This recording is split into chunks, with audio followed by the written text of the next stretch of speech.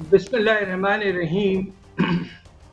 देखिए, बात दरअसल ये है कि आज तो एक बड़ी नुमायां बात हुई है, और वो ये है कि शायद तारीख में पहली दफ़ा ओपन मार्केट का रेट जो है रुपए का, वो अब आपके ऑफिशियल इंटरबैंक रेट से भी कम हो गया है। यानी कि ऐसा कभी हुआ नहीं है, और ये इस लिहाज से हैरत अंगेज़ बात है। और इसकी वजूहात तो आपको वाज़ेह तौर पर पता हैं कि इस वक्त एक क्रैक डाउन किया जा रहा है, और उसके नतीजे में मार्केट जो है तकरीबन ना होने के बराबर है, ओपन मार्केट। सवाल ये पैदा होता है कि क्या यह एक सस्टेनेबल स्ट्रैटेजी है? अब सवाल ये है कि आपने आईएमएफ के साथ जो एग्रीमेंट किया है स्टैंड बाय फैसिलिटी में, उसमें आपने ये कहा है कि हम अब इस साल दरामदात पर कोई फिजिकल कंट्रोल या रिस्ट्रिक्शन नहीं लगाएंगे, जबकि पिछले साल आपको याद होगा हमने तकरीबन 10 से 11 अरब डॉलर के दरामदात रोक दिए थे। तो अगर आप ये इस सिचुएशन में चले जाते हैं कि जबकि रुपए की कदर जो है एक लिहाज से आर्टिफिशियली बहुत गिरा दी जाती है, तो खतरा ये पैदा होता है कि इसके नतीजे में आपके दरामदात जो हैं वो तेजी से बढ़ जाएंगे, और उसका आगाज पिछले महीने से ही शुरू हो चुका था। तो ये सवाल ये पैदा होता है कि क्या ये एक सस्टेनेबल स्ट्रैटेजी है। मैं ये भी कहता चलूं कि आईएमएफ ने जो प्रोजेक्शन किया है अपने ऑफिशियल डॉक्यूमेंट में, जो स्टाफ एग्रीमेंट रिपोर्ट है, उसमें उनका कैलकुलेशन ये है कि तिजारती खसारे को कंट्रोल रखने के लिए पाकिस्तान को इस साल कम से कम 30% रुपए में गिरावट करना पड़ेगा। बात दरअसल ये है कि जो हमारा अमीर तबका है, उन्होंने एंटिसिपेशन में जो अपने डॉलर्स हैं, रिजर्व्स उनके अपने, वो पाकिस्तान में शायद नहीं रखा है, वो बाहर लेके चले गए। और आपको तो पता है कि दुबई और दूसरे ममालिक जो हैं जहाँ टैक्स बेनिफिट्स हैं, वहाँ बहुत पैसा पाकिस्तान का है। अब वो पैसा कैसे वापस लाएंगे आप, अब ये बहुत बड़ा सवाल है। और दूसरी तरफ जो आपने बिल्कुल ठीक फरमाया कि कुछ अर्सा स्टेट बैंक जो है वो बिल्कुल जिसे कहते हैं पैसिव सा रोल अख्तियार कर चुका था। आईएमएफ के साथ एग्रीमेंट जो हुआ था उसमें ये तय हुआ कि 1.25% का सिर्फ फर्क होगा, और एक वक्त ऐसा आ गया था जब दो मार्केटों में तो तकरीबन हफ्ता 10 दिन पहले जो फर्क था वो 8 से 10% तक जा चुका था, और स्टेट बैंक ने कुछ नहीं किया था। तो I hold state bank responsible for the failure to ensure के मार्केट्स बिहेव प्रॉपर्ली।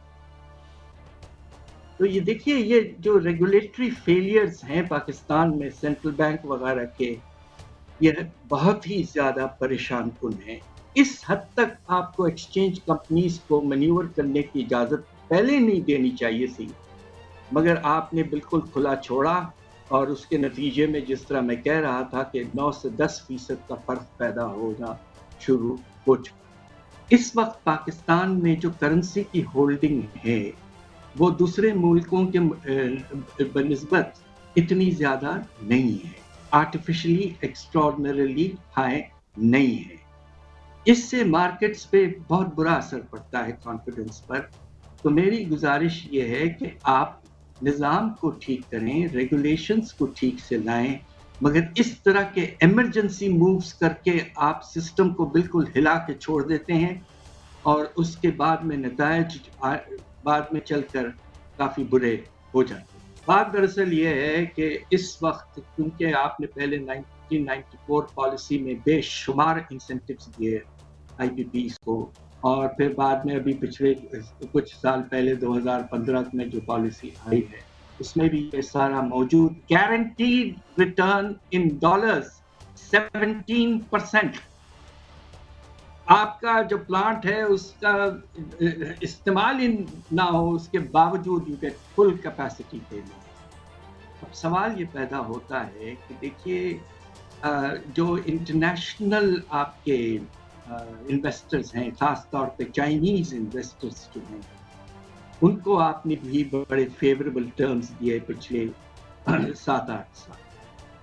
اب نتیجہ یہ ہے کہ can we in that sense dishonour international agreements? جس حد تک پاکستانی ہیں اونرز، اور اس میں کافی ہیں، ان کے ساتھ ہم ری نیگوسیشن ضرور کر سکتے ہیں، but we have to be very careful, اس لیے کہ اس وقت تو ہوا چلی ہے کہ فورن پرائیویٹ انویسٹمنٹ کو لانا ہے پاکستان میں۔